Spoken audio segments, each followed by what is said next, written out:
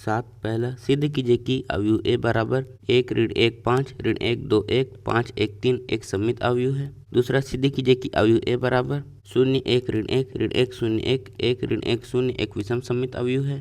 तो हमें इसमें सिद्ध करना है कि यहाँ पर ये एक सममित अवयव है और हमें इसमें सिद्ध करना है कि यहाँ पर ये एक विषम सममित अवयव है। पहले हम इसे हल करेंगे। तो यहाँ पर हम लिखेंगे, दिया है ए बराबर अवयव 1 ऋण 1 5 ऋण 1 2 1 5 1 3। तो यहाँ पर हमें इसे सममित अवयव सिद्ध करना है। तो सममित अवयव सिद्ध करने के लिए यदि यहाँ पर ए का परिवर्त बराबर ए आ जाता है तो यहाँ पर ये एक सममित अवयव है, तो इसलिए हम इसका परिवर्त ज्ञात करेंगे। तो उसके लिए हम इसे इस तरह लिखेंगे। तो यहाँ पर आ जाएगा 1, फिर यहाँ पर ऋण 1, फिर यहाँ पर 5, फिर हम इसे इस तरह लिखेंगे। तो यहाँ पर आ जाएगा ऋण 1, फिर यहाँ पर 2 और यहाँ पर 1, फिर हम इसे इस तरह लिखेंगे। तो यहाँ पर आ जाएगा 5, फिर यहाँ पर 1 और यहाँ पर 3। तो यहाँ पर ये और ये दोनों बराबर हैं, इसका मतलब है कि यहाँ पर ये एक सममित अवयव है। तो यहाँ पर हम लिखेंगे, यहाँ ए का परिवर्त बराबर ए है, अतः अवयव ए एक सममित अवयव है। तो यहाँ पर हमने इसे सिद्ध कर लिया। तो अब हम इसे सिद्ध करेंगे। तो यहाँ पर आ जाएगा दूसरा, और हमें इसमें सिद्ध करना है कि यहाँ पर ये एक विषम सममित अवयव है। तो यहाँ पर ये एक विषम सममित अवयव है। इसे सिद्ध करने के लिए यदि ए का परिवर्त बराबर ऋण ए आ जाता है तो इसका मतलब है कि यहाँ पर ये एक विषम सममित अवयव है। तो यहाँ पर हम लिखेंगे, दिया है ए बराबर अवयव 0 1 ऋण 1 ऋण 1 0 1 1 ऋण 1 0। तो अब हम अवयव ए का परिवर्त ज्ञात करेंगे। तो उसके लिए हम इसे इस तरह लिखेंगे। तो यहाँ पर आ जाएगा 0, फिर यहाँ पर 1 और यहाँ पर ऋण 1, फिर हम इसे इस तरह लिखेंगे। तो यहाँ पर आ जाएगा ऋण 1, फिर यहाँ पर 0 और यहाँ पर 1, फिर हम इसे इस तरह लिखेंगे। तो यहाँ पर आ जाएगा 1, फिर यहाँ पर ऋण 1 और यहाँ पर 0। फिर हम इसे ऐसा बनाने के लिए इसमें से ऋण कॉमन लेंगे। तो यहाँ पर आ जाएगा ए का परिवर्त बराबर ऋण अवयव, हम इसमें से ऋण कॉमन लेंगे। तो यहाँ पर आ जाएगा 0, यहाँ पर 1 और यहाँ पर ऋण 1, फिर हम इसमें से कॉमन लेंगे। तो यहाँ पर आ जाएगा ऋण 1, फिर यहाँ पर 0 और यहाँ पर 1। तो यहाँ पर आ जाएगा 1, फिर यहाँ पर ऋण 1 और यहाँ पर 0। तो यहाँ पर ये ऐसा दिख रहा है। तो यहाँ पर हम लिख सकते हैं कि ए का परिवर्त बराबर ऋण ए है। तो यहाँ पर ए का परिवर्त बराबर ऋण ए आ गया, इसका मतलब है कि यहाँ पर अवयव ए एक विषम सममित अवयव है। तो यहाँ पर हम लिखेंगे, अतः अवयव ए एक विषम सममित अवयव है। 8 अवयव ए बराबर 1 5 6 7 के लिए सत्यापित कीजिए कि पहला, ए धन ए का परिवर्त एक सममित अवयव है।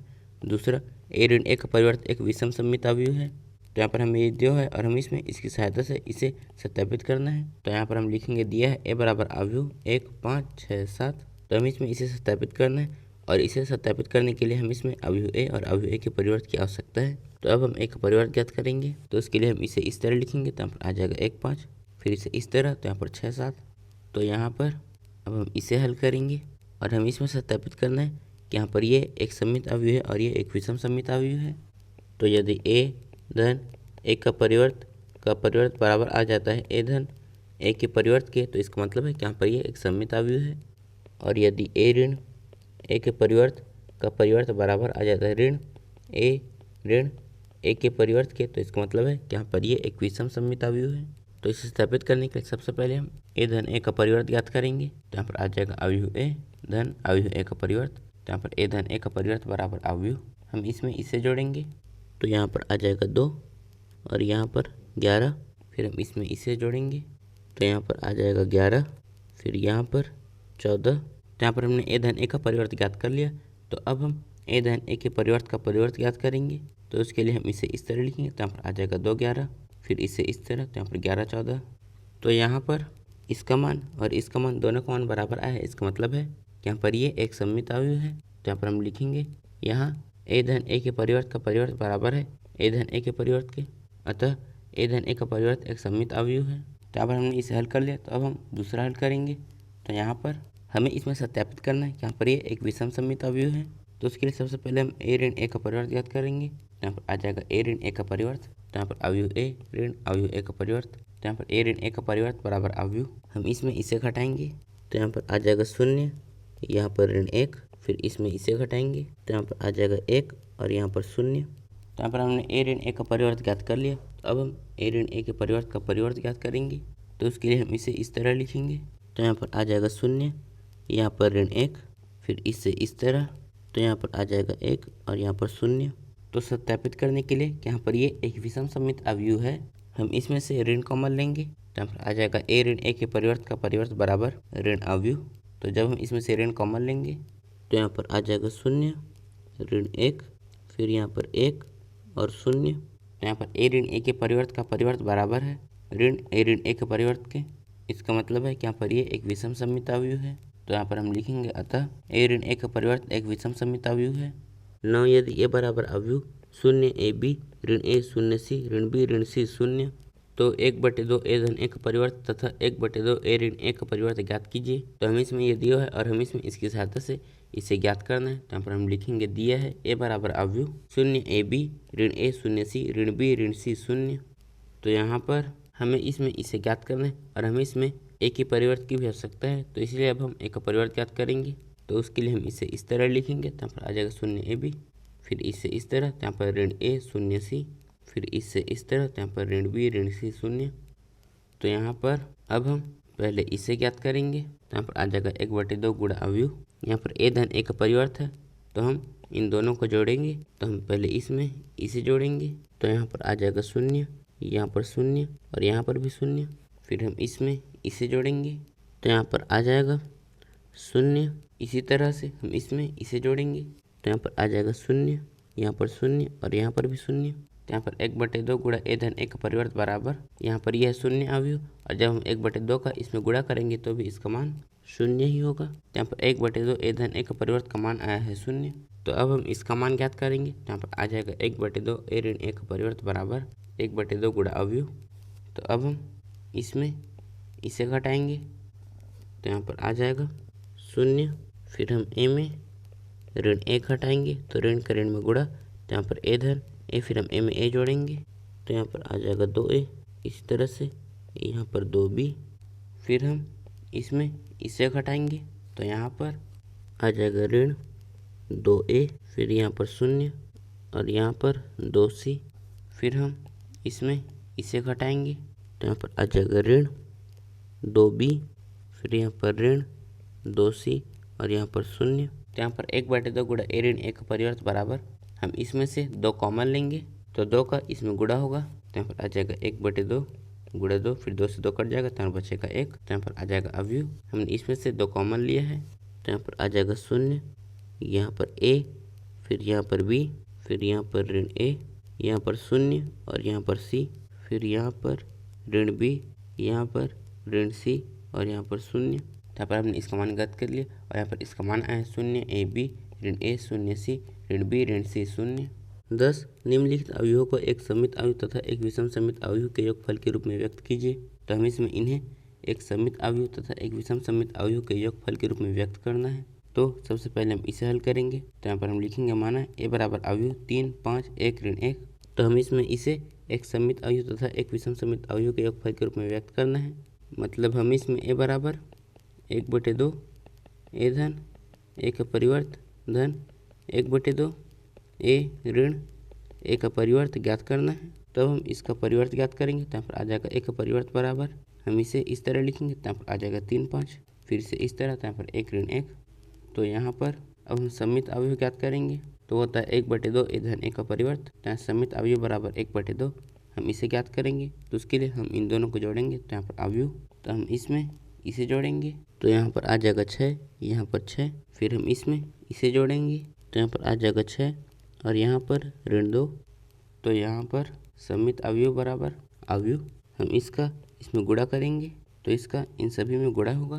तो यहाँ पर आ जाएगा 3, फिर यहाँ पर 3, फिर यहाँ पर 3 और यहाँ पर ऋण 1। तो यहाँ पर हमने सममित अवयव ज्ञात कर लिया। तो अब हम विषम सममित अवयव ज्ञात करेंगे। तो यहाँ पर यह होता है 1/2 a ऋण a का परिवर्त, तो यहाँ पर विषम सममित अवयव बराबर 1/2, हम इसे ज्ञात करेंगे। तो उसके लिए हम इसमें इसे घटाएंगे तो यहाँ पर आ जाएगा अवयव।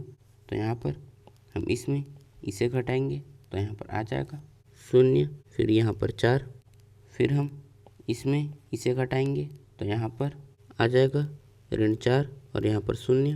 तो यहाँ से विषम सममित अवयव बराबर अवयव, हम इसका इनमें गुणा करेंगे तो यहाँ पर आ जाएगा 0, यहाँ पर 2, फिर यहाँ पर ऋण 2 और यहाँ पर 0। तो यहाँ पर हमने विषम सममित अवयव ज्ञात कर लिया और सममित अवयव भी ज्ञात कर लिया। तो अब हम इसे सममित अवयव तथा विषम सममित अवयव के योगफल के रूप में व्यक्त करेंगे। यहाँ पर हम लिखेंगे ए बराबर 1/2 ए धन 1 का परिवर्त धन 1/2 ए ऋण 1 का परिवर्त। तो यहाँ से ए बराबर अवयव 3 3 3 ऋण 1 धन अवयव 0 2 ऋण 2 0। तो यहाँ पर हमने पहला हल कर लिया, तो हम दूसरा हल करेंगे। तो हमें इसमें भी इसे एक समित अवयव तथा एक विषम समित अवयव के योगफल के रूप में व्यक्त करना है और हम इसे अवयव बी मानेंगे। यहाँ पर हम लिखेंगे माना बी बराबर अवयव 6 ऋण 2 2 ऋण 2 3 ऋण 1 2 ऋण 1 3। और हमने जैसे पहले को हल किया उसी तरह से हम इसे भी हल करेंगे। तो अब हम इसका परिवर्त ज्ञात करेंगे। तो इसके लिए हम इसे इस तरह लिखेंगे। तो यहाँ पर आ जाएगा 6 ऋण 2 2, फिर इसे इस तरह, तो यहाँ पर आ जाएगा ऋण 2 3 ऋण 1, फिर इसे इस तरह, तो यहाँ पर 2 ऋण 1 3। तो अब हम सम्मित अवयव ज्ञात करेंगे। तो यहाँ पर आ जाएगा 1/2 गुणा बी धन बी का परिवर्त। तो यहाँ पर सम्मित अवयव बराबर 1/2 हम इसे ज्ञात करेंगे। तो उसके लिए हम इन दोनों को जोड़ेंगे। तो यहाँ पर अवयव, तो यहाँ पर हम इसमें इसे जोड़ेंगे। तो यहाँ पर आ जाएगा 12, फिर यहाँ पर ऋण 4 और यहाँ पर 4, फिर हम इसे और इसे जोड़ेंगे। तो यहाँ पर आ जाएगा ऋण 4, फिर यहाँ पर 6 और यहाँ पर ऋण 2, फिर हम इसे और इसे जोड़ेंगे। तो यहाँ पर आ जाएगा 4, फिर यहाँ पर ऋण 2 और यहाँ पर 6। तो सम्मित अवयव बराबर हम इसका इसमें गुणा करेंगे। तो यहाँ पर अवयव, तो जब इसका इसमें गुणा होगा तो यहाँ पर आ जाएगा 6, फिर यहाँ पर ऋण 2 और यहाँ पर 2, फिर यहाँ पर आ जाएगा ऋण 2, यहाँ पर 3 और यहाँ पर ऋण 1, फिर यहाँ पर 2 और यहाँ पर ऋण 1 और यहाँ पर आ जाएगा 3। तो यहाँ पर हमने सम्मित अवयव ज्ञात कर लिया। तो अब हम विषम सम्मित अवयव ज्ञात करेंगे, जो था 1/2 गुणा बी ऋण बी का परिवर्त। तो यहाँ पर विषम सम्मित अवयव बराबर 1/2 हम इसे ज्ञात करेंगे। तो उसके लिए हम इसमें इसे घटाएंगे। तो यहाँ पर अवयव, तो यहाँ पर हम इसमें इसे घटाएंगे। तो यहाँ पर आ जाएगा 0, यहाँ पर 0 और यहाँ पर भी 0, फिर हम इसमें इसे घटाएंगे। तो यहाँ पर 0, यहाँ पर 0 और यहाँ पर भी 0, फिर हम इसमें इसे घटाएंगे। तो यहाँ पर आ जाएगा 0, यहाँ पर 0 और यहाँ पर भी 0।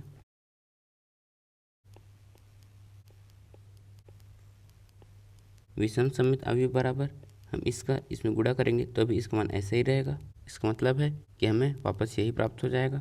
तो अब हम इसे सम्मित अवयव और विषम सम्मित अवयव के योगफल के रूप में व्यक्त करेंगे। तो यहाँ पर आ जाएगा बी बराबर 1/2 गुणा बी धन बी का परिवर्त धन 1/2 गुणा बी ऋण बी का परिवर्त। तो बी बराबर यहाँ पर आ जाएगा अवयव 6 ऋण 2 2 ऋण 2 3 ऋण 1 2 ऋण 1 3 धन यहाँ पर 0 अवयव। तो यहाँ पर हमने दूसरा भी हल कर लिया। तो हम तीसरा हल करेंगे और यहाँ पर यह है तीसरा और हम इसे सी मानेंगे। तो यहाँ पर हम लिखेंगे माना सी बराबर अवयव 3 3 ऋण 1 ऋण 2 ऋण 2 1 ऋण 4 ऋण 5 2।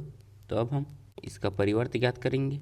तो उसके लिए हम इसे इस तरह लिखेंगे। तो यहाँ पर आ जाएगा 3 3 ऋण 1, फिर इसे इस तरह, तो यहाँ पर ऋण 2 1, फिर इसे इस तरह, तो यहाँ पर ऋण 4 ऋण 5 2। तो अब हम सम्मित अवयव ज्ञात करेंगे, जो होता है 1/2 गुणा सी धन सी का परिवर्त। तो यहाँ पर सम्मित अवयव बराबर 1/2 हम इसे ज्ञात करेंगे। तो उसके लिए हम इन दोनों को जोड़ेंगे। तो यहाँ पर अवयव, तो हम इसमें इसे जोड़ेंगे। तो यहाँ पर आ जाएगा 6, फिर यहाँ पर 1 और यहाँ पर ऋण 5, फिर हम इसमें इसे जोड़ेंगे। तो यहाँ पर आ जाएगा 1, यहाँ पर ऋण 4 और यहाँ पर भी ऋण 4, फिर हम इसे और इसे जोड़ेंगे। तो यहाँ पर आ जाएगा ऋण 5, फिर यहाँ पर ऋण 4 और यहाँ पर 4।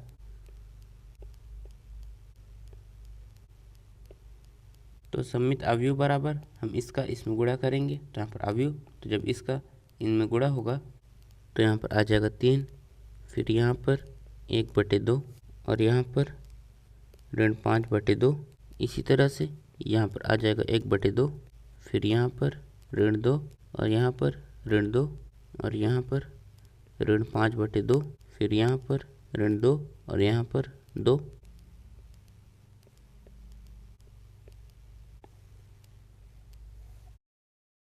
तो यहाँ पर हमने सममित अवयव ज्ञात कर लिया। तो अब हम विषम सममित अवयव ज्ञात करेंगे, जो होता है 1/2 गुणा सी ऋण सी का परिवर्त। तो यहाँ से विषम सममित अवयव बराबर 1/2 हम इसे ज्ञात करेंगे। तो उसके लिए हम इसमें इसे घटाएंगे। तो यहाँ पर अवयव, तो पहले हम इसमें इसे घटाएंगे। तो यहाँ पर आ जाएगा 0, फिर यहाँ पर 5 और यहाँ पर 3, फिर इसमें इसे घटाएंगे। तो यहाँ पर आ जाएगा ऋण 5, फिर यहाँ पर 0 और यहाँ पर 6। फिर हम इसमें इसे घटाएंगे तो यहाँ पर आ जाएगा -3, फिर यहाँ पर -6 और यहाँ पर 0। तो यहाँ पर विषम सममित अवयव बराबर हम इसका इसमें गुणा करेंगे तो यहाँ पर अवयव, तो यहाँ पर इसका इन सभी में गुणा होगा तो यहाँ पर आ जाएगा 0, फिर यहाँ पर 5/2 और यहाँ पर 3/2। इसी तरह से यहाँ पर आ जाएगा -5/2, फिर यहाँ पर 0 और यहाँ पर 3 और यहाँ पर -3/2, फिर यहाँ पर -3 और यहाँ पर 0। तो यहाँ पर हमने सममित अवयव और विषम सममित अवयव दोनों ज्ञात कर लिया। तो अब हम इसे सममित अवयव और विषम सममित अवयव के योगफल के रूप में व्यक्त करेंगे। यहाँ पर हम लिखेंगे C बराबर 1/2 गुणा C धन C का परिवर्त धन 1/2 गुणा C ऋण C का परिवर्त। तो C बराबर अवयव 3 1/2 ऋण 5/2 1/2 ऋण 2 ऋण 2 ऋण 5/2 ऋण 2 2 धन यहाँ पर अवयव 0 5/2 3/2 ऋण 5/2 0 3 ऋण 3/2 ऋण 3 0। तो यहाँ पर हमने तीसरा हल कर लिया। तो अब हम चौथा हल करेंगे और यहाँ पर चौथा है ये और हम इसे D मानेंगे। तो यहाँ पर हम लिखेंगे माना D बराबर अवयव 1 5 ऋण 1 2। तो अब हम इसका परिवर्त ज्ञात करेंगे तो उसके लिए हम इसे इस तरह लिखेंगे तो यहाँ पर 1 5, फिर इसे इस तरह तो यहाँ पर ऋण 1 2। तो अब हम सममित अवयव ज्ञात करेंगे जो होता है 1/2 गुणा D धन D का परिवर्त। तो सममित अवयव बराबर 1/2 हम इसे ज्ञात करेंगे तो उसके लिए हम इन दोनों को जोड़ेंगे तो यहाँ पर अवयव, तो पहले हम इसमें इसे जोड़ेंगे तो यहाँ पर आ जाएगा 2 और यहाँ पर 4, फिर इसमें इसे जोड़ेंगे तो यहाँ पर आ जाएगा 4 और यहाँ पर भी 4। तो यहाँ सममित अवयव बराबर हम इसका इसमें गुणा करेंगे तो यहाँ पर अवयव, तो जब इसका इसमें गुणा होगा तो यहाँ पर आ जाएगा 1, यहाँ पर 2, फिर यहाँ पर 2 और यहाँ पर भी 2। तो यहाँ पर हमने सममित अवयव ज्ञात कर लिया। तो अब हम विषम सममित अवयव ज्ञात करेंगे जो होता है 1/2 गुणा D ऋण D का परिवर्त। तो ऐसे विषम सममित अवयव बराबर 1/2 हम इसे ज्ञात करेंगे तो उसके लिए हम इसमें इसे घटाएंगे तो यहाँ पर अवयव, तो पहले हम इसमें इसे घटाएंगे तो यहाँ पर आ जाएगा 0, फिर यहाँ पर 6, फिर हम इसमें इसे घटाएंगे तो यहाँ पर ऋण 6 और यहाँ पर 0। तो यहाँ से विषम सममित अवयव बराबर हम इसका इसमें गुणा करेंगे तो यहाँ पर अवयव, तो जब इसका इसमें गुणा होगा तो यहाँ पर आ जाएगा 0, फिर यहाँ पर 3 और यहाँ पर ऋण 3 और यहाँ पर 0। तो यहाँ पर हमने सममित अवयव और विषम सममित अवयव दोनों ज्ञात कर लिया। तो अब हम इसे सममित अवयव और विषम सममित अवयव के योगफल के रूप में व्यक्त करेंगे। तो यहाँ पर हम लिखेंगे D बराबर 1/2 गुणा D धन D का परिवर्त धन 1/2 गुणा D ऋण D का परिवर्त। तो यहाँ D बराबर अवयव 1 2 2 2 धन यहाँ पर अवयव 0 3 ऋण 3 0। तो यहाँ पर हमने सभी को सममित अवयव और विषम सममित अवयव के योगफल के रूप में व्यक्त कर दिया है। 11 यदि A तथा B समान कोटि के सममित अवयव हैं तो A गुणा B ऋण B गुणा A एक A विषम सममित अवयव है, B सममित अवयव है, C शून्य अवयव है, D तत्समक अवयव है। तो यहाँ पर A और B समान कोटि के सममित अवयव हैं तो हम इसे बताने कि यहाँ पर इनमें से क्या है। तो पहले हम यहाँ पर लिखेंगे दिया है A तथा B समान कोटि के सममित अवयव हैं, तो इसका मतलब है कि यहाँ पर A का परिवर्त बराबर A है और B का परिवर्त बराबर B है। तो हम इसे ज्ञात करेंगे तो उससे पहले हम इसका परिवर्त लिखेंगे तो बराबर, तो हम परिवर्त को इन दोनों में अलग अलग लिखेंगे। तो यहाँ पर आ जाएगा AB का परिवर्त ऋण यहाँ पर BA का परिवर्त। तो यहाँ पर बराबर हम इसे लिख सकते हैं B का परिवर्त गुणा यहाँ पर A का परिवर्त ऋण यहाँ पर आ जाएगा A का परिवर्त गुणा B का परिवर्त। तो यहाँ से बराबर यहाँ पर A का परिवर्त बराबर A है और B का परिवर्त बराबर B है, तो हम इसे लिख सकते हैं B गुणा A ऋण A गुणा B। तो यहाँ से बराबर हम इसमें से ऋण कॉमन लेंगे तो यहाँ पर आ जाएगा ऋण और अंदर में बचेगा AB ऋण BA। तो यहाँ पर इसका परिवर्त बराबर है ऋण AB ऋण BA। मतलब यदि किसी का परिवर्त उसके ऋणात्मक मान के बराबर आ जाता है तो वो अवयव विषम सममित अवयव होता है। तो हम लिखेंगे अतः यह विषम सममित अवयव है। तो यहाँ पर हमारा सही उत्तर है A। 12 यदि A बराबर अवयव कॉस अल्फा ऋण साइन अल्फा कॉस अल्फा तथा A धन A का परिवर्त बराबर I तो अल्फा का मान है A π/6 B π/3 C π D 3π/2। तो हमें इसकी सहायता से अल्फा का मान ज्ञात करना है। तो हम यहाँ पर लिखेंगे दिया है A बराबर अवयव कॉस अल्फा ऋण साइन अल्फा कॉस अल्फा और यहाँ पर हमें दिया है कि A धन A का परिवर्त बराबर I है। तो अब हम A का परिवर्त ज्ञात करेंगे तो उसके लिए हम इसे इस तरह लिखेंगे, तो यहाँ पर कॉस अल्फा ऋण साइन अल्फा, फिर इसे इस तरह, तो यहाँ पर साइन अल्फा कॉस अल्फा। तो यहाँ पर हमें दिया है कि ए धन ए का परिवर्त बराबर आई है, और यहाँ पर आई है आइडेंटिटी मैट्रिक्स। तो यहाँ पर आ जाएगा अवयव ए धन अवयव ए का परिवर्त बराबर यहाँ पर आइडेंटिटी मैट्रिक्स। तो अब हम इनको जोड़ेंगे, तो यहाँ पर अवयव, तो पहले हम इसमें इसे जोड़ेंगे, तो यहाँ पर आ जाएगा 2 कॉस अल्फा, फिर हम इसमें इसे जोड़ेंगे तो इससे ये कट जाएगा, तो यहाँ पर आ जाएगा 0। इसी तरह से हम इसमें इसे जोड़ेंगे तो इससे ये कट जाएगा, तो यहाँ पर भी आ जाएगा 0। फिर हम इसमें इसे जोड़ेंगे तो यहाँ पर 2 कॉस अल्फा बराबर आइडेंटिटी मैट्रिक्स। तो अब हम अल्फा का मान ज्ञात करेंगे, और यहाँ पर 2 कॉस अल्फा बराबर 1 है, और यहाँ पर भी 2 कॉस अल्फा बराबर 1 है, तो यहाँ पर आ जाएगा 2 कॉस अल्फा बराबर 1। तो अब हम 2 को इस तरफ ले जाएंगे, तो कॉस अल्फा बराबर 1/2, हम कॉस को इस तरफ ले जाएंगे तो अल्फा बराबर आ जाएगा कॉस इनवर्स 1/2। तो यहाँ से अल्फा बराबर कॉस इनवर्स 1/2 का मान होता है π/3। तो यहाँ पर अल्फा का मान आया है π/3। इसका मतलब है कि यहाँ पर हमारा सही उत्तर है बी